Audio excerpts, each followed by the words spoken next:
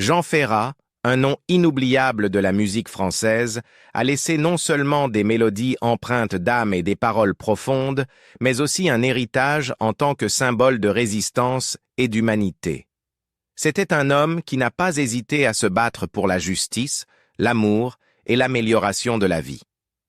Cependant, derrière les projecteurs et les applaudissements se cachait une vie marquée par la perte, la tragédie et les défis. Dans cette vidéo, nous revisiterons la vie de Jean Ferrat, de son enfance douloureuse et de sa carrière musicale difficile mais remarquable à son histoire d'amour belle mais pleine de mélancolie avec sa dernière femme, Colette. Enfin, nous découvrirons ses dernières années poignantes, une période où même sa résilience n'a pu surmonter les coups cruels du destin. Une enfance douloureuse. Jean Ferrat, né Jean Tenenbaum le 26 décembre 1930 à Vaucresson, une banlieue tranquille près de Paris, était le benjamin d'une modeste famille juive. En grandissant dans un environnement aussi paisible, entouré de la chaleur de sa famille, on pourrait imaginer que ses premières années étaient remplies des simples joies et de l'innocence de l'enfance. Cependant, cette vision fut rapidement brisée par des événements qui allaient changer le cours de sa vie à jamais. Au début des années 1940, alors que le monde était plongé dans le chaos de la guerre, la vie de Jean Ferrat prit un tournant tragique. À seulement 11 ans, il vécut une perte si profonde qu'elle résonnerait tout au long de son existence. Son père, Menachem Tenenbaum, fut enlevé de force par le régime nazi et envoyé dans un camp de concentration. Ce fut le début d'une longue période douloureuse d'incertitude et de deuil pour Jean, car son père ne revint jamais. L'absence de son père jeta une ombre longue sur son enfance et laissa une blessure émotionnelle qui ne se guérirait jamais complètement. La perte de son père ne fut pas seulement la mort d'un parent, mais aussi la perte de la stabilité et du sentiment de sécurité que chaque enfant mérite. Sous le poids de ce chagrin, le jeune Jean se retrouva dans un environnement où la survie devenait un combat quotidien. Sa famille ne faisait pas face seulement à la douleur émotionnelle de la disparition de son père, mais aussi aux dures réalités de la pauvreté. Dans une époque marquée par la peur et la privation, Jean et sa famille durent naviguer dans la vie sans le soutien financier et les conseils d'une figure paternelle. Sa mère, une femme forte, porta le fardeau de l'éducation de ses enfants dans de telles conditions. La résilience qu'elle montra, malgré les circonstances difficiles, devint un modèle pour Jean, même si cela signifiait sacrifier son propre bonheur pour le bien-être de sa famille. Dans les années qui suivirent, Jean fut obligé de confronter non seulement le traumatisme de la perte de son père, mais aussi l'anxiété constante de vivre sous le poids oppressant de la guerre.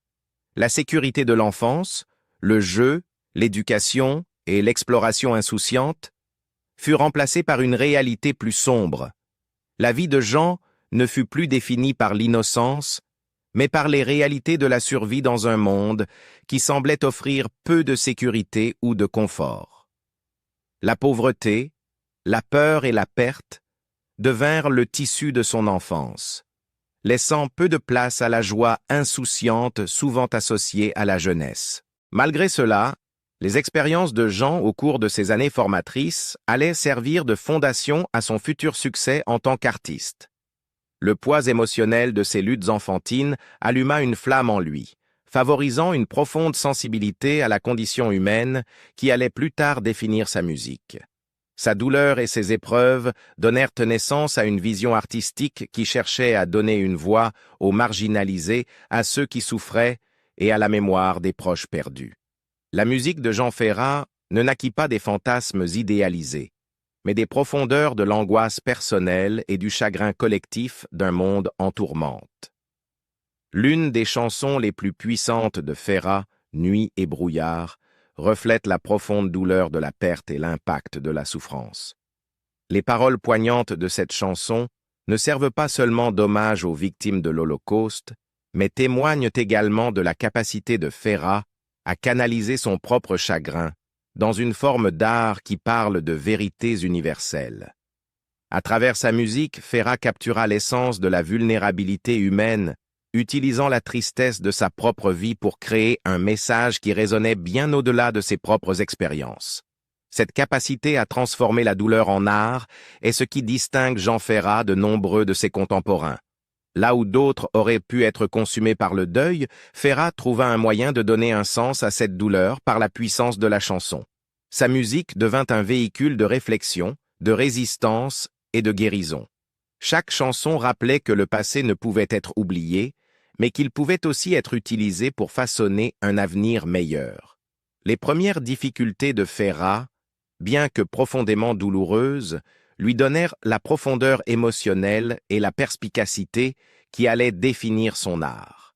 Sa musique offrait une libération cathartique, non seulement pour lui, mais aussi pour ses auditeurs.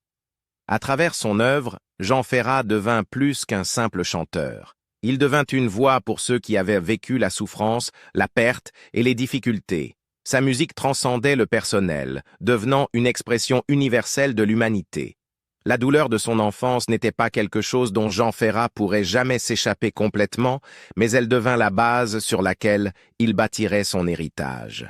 Elle lui donna un sens du but qui alimenta sa musique et lui offrit la force de continuer face à l'adversité. Ces expériences façonnèrent les thèmes de son travail, la perte, l'amour, la résistance et le souvenir, et firent de sa musique non seulement un reflet de son propre parcours, mais aussi un puissant témoignage de la résilience de l'esprit humain. Le voyage musical de Jean Ferrat. Une voix pour la justice et l'humanité. Jean Ferrat, une figure emblématique de la musique française, s'est forgé une place dans le cœur des auditeurs grâce à sa musique profondément émotionnelle, poétique et socialement consciente.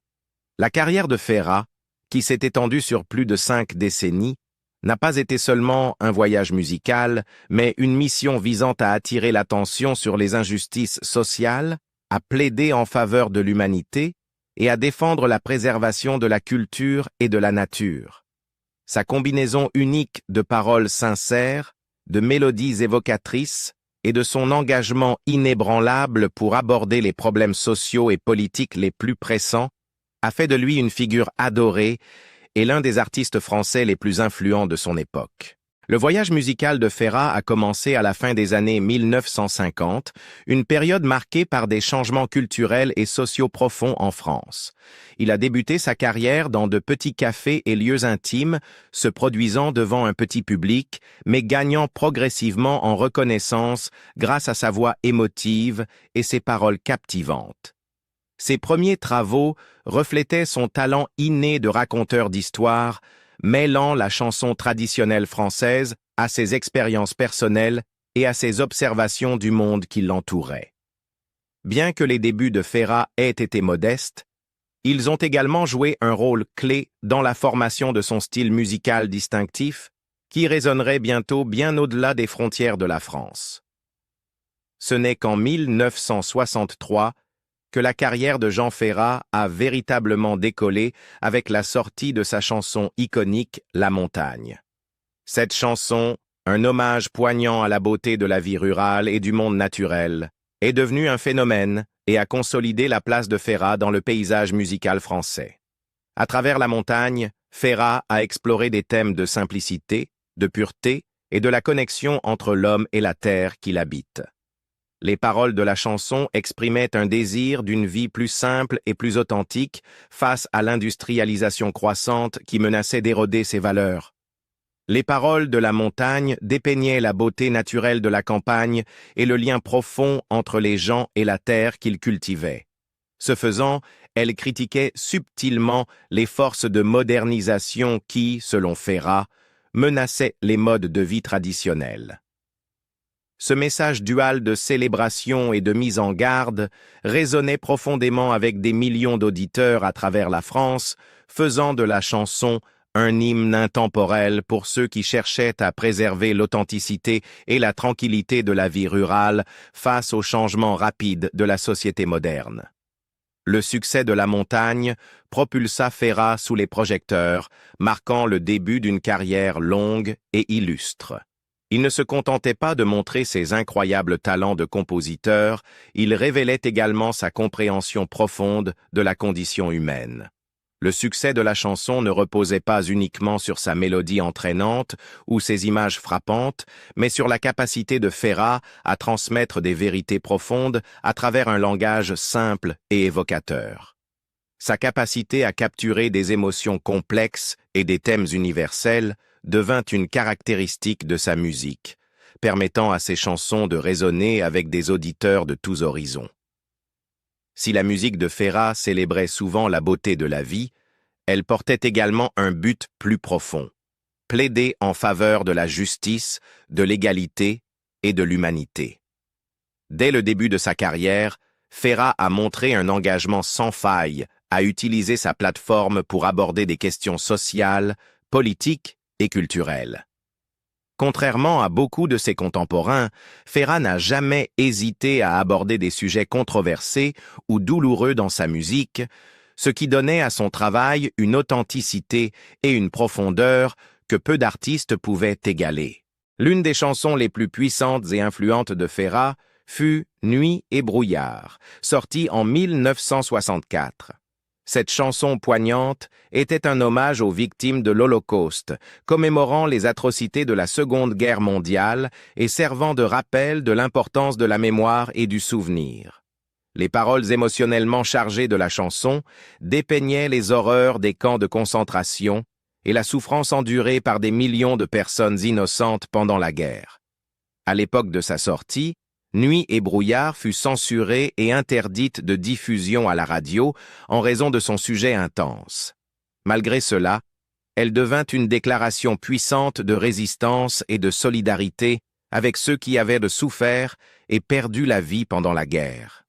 Dans Nuit et brouillard, Ferrat n'exprima pas seulement sa propre tristesse face aux atrocités de la guerre, mais souligna également la nécessité de garder vivante la mémoire de ces événements afin que les générations futures ne oublient pas l'importance de la justice, de la paix et des droits humains. La chanson, bien qu'émanant de la tristesse personnelle et de l'indignation, transcenda l'individuel pour devenir un cri collectif appelant l'humanité à confronter ces moments les plus sombres et à œuvrer pour un avenir meilleur.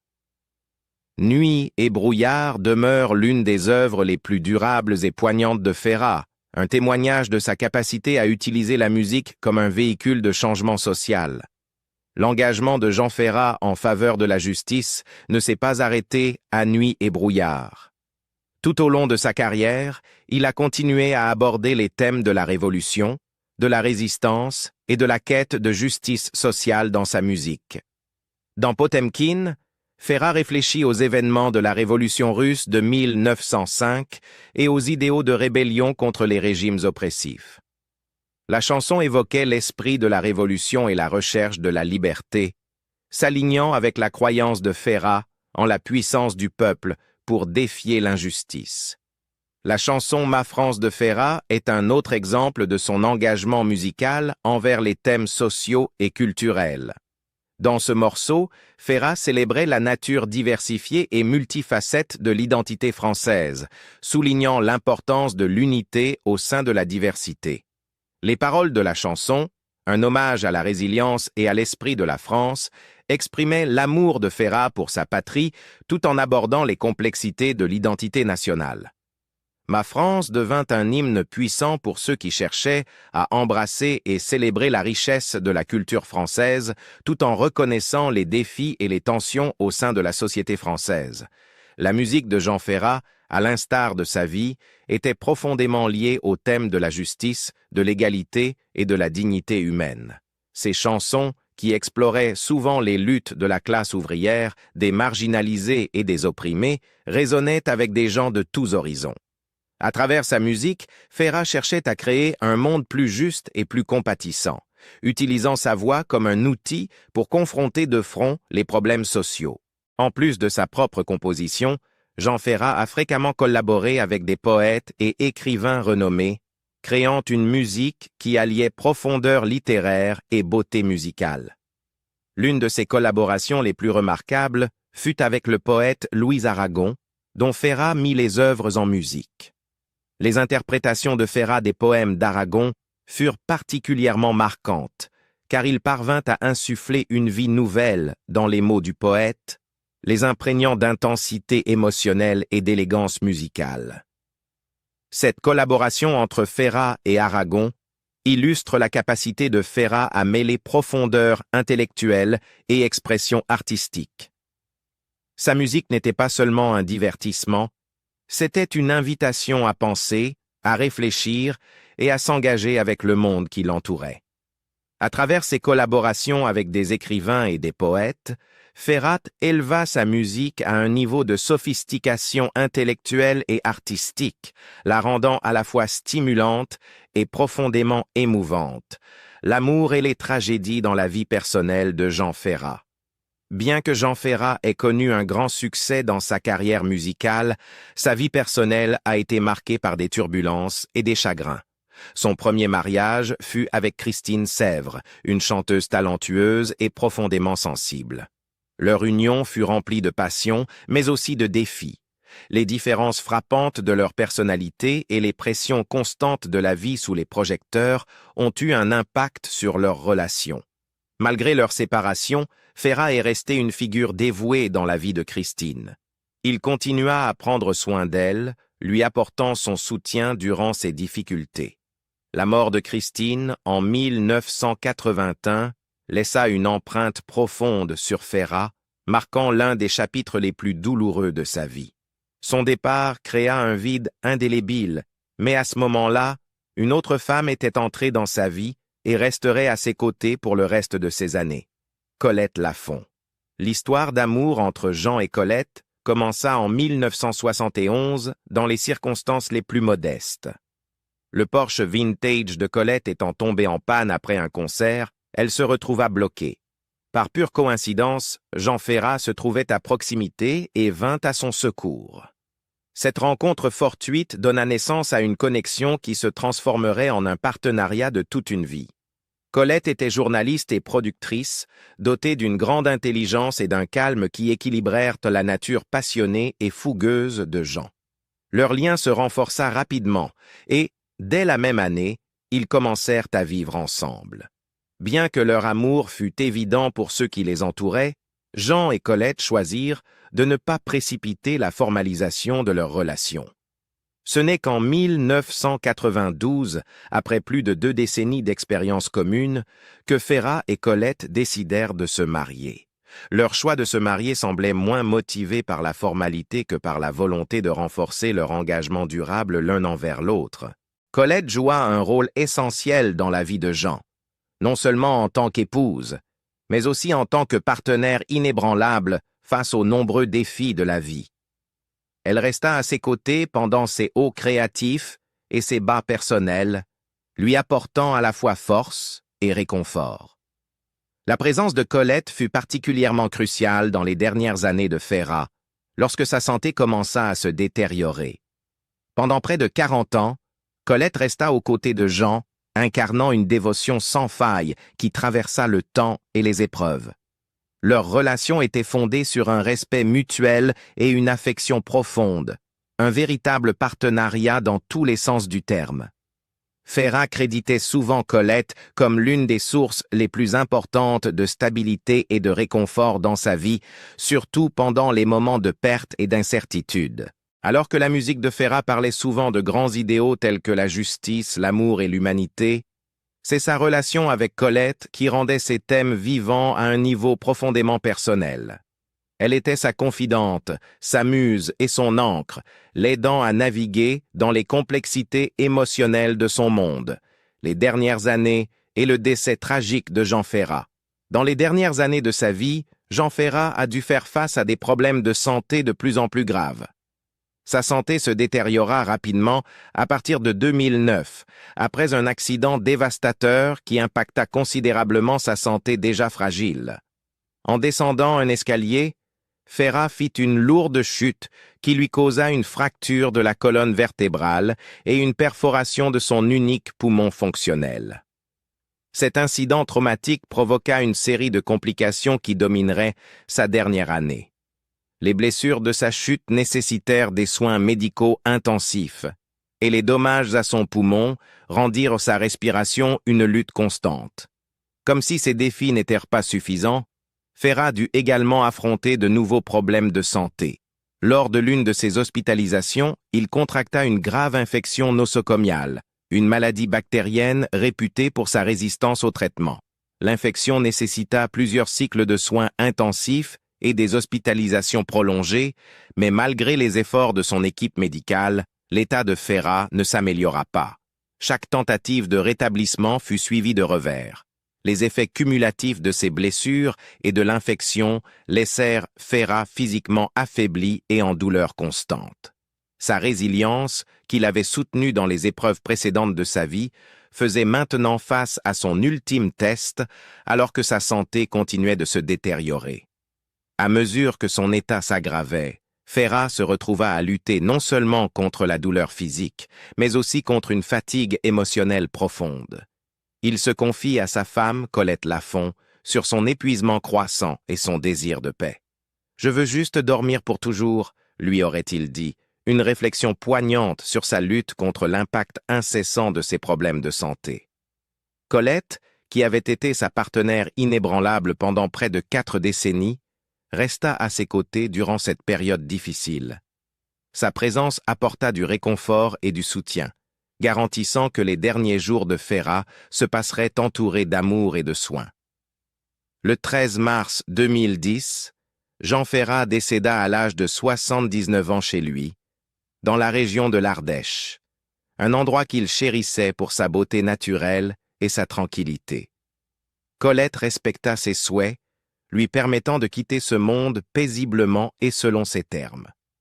La nouvelle de son décès provoqua une vague de tristesse à travers la France et au-delà, les fans et les artistes en deuil, pleurant la perte de l'une des voix les plus emblématiques du pays.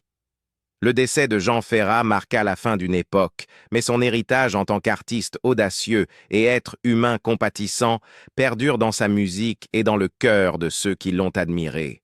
La lutte de Jean Ferrat contre la maladie dans ces dernières années révéla le même courage et la même dignité qui avaient marqué sa vie et sa carrière. Malgré les immenses défis physiques et émotionnels qu'il rencontra, Ferrat aborda la fin de sa vie avec un sens de l'acceptation. Sa capacité à endurer la souffrance tout en restant fidèle à ses principes et à sa vision artistique témoigne de la force de son caractère. Aujourd'hui, Jean Ferrat est rappelé non seulement pour ses contributions profondes à la musique française, mais aussi pour sa résilience face à l'adversité.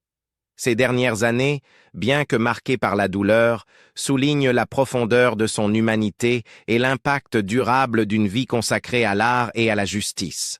Sa mort a peut-être fermé le chapitre de son remarquable parcours, mais sa voix continue de résonner. Un écho intemporel d'espoir, d'amour et de résistance. Le parcours de Jean Ferrat fut celui d'un talent remarquable, d'une résilience à toute épreuve et d'un engagement inébranlable envers son art. Sa musique continue de toucher les cœurs, inspirant des générations à réfléchir aux enjeux profonds qui affectent l'humanité. Malgré les défis qu'il a rencontrés, la voix de Ferrat demeure un rappel important du pouvoir de la musique pour provoquer le changement et éveiller la réflexion. Quelle est votre chanson préférée de Jean Ferrat et quel impact sa musique a-t-elle eu sur vous? Faites-le nous savoir dans les commentaires ci-dessous. Si vous avez apprécié cette vidéo, n'oubliez pas de liker, partager et vous abonner pour plus de contenu enrichissant sur les artistes légendaires. Restez à l'écoute pour d'autres histoires qui plongent dans les vies et les héritages de ceux qui ont façonné notre monde par leur musique.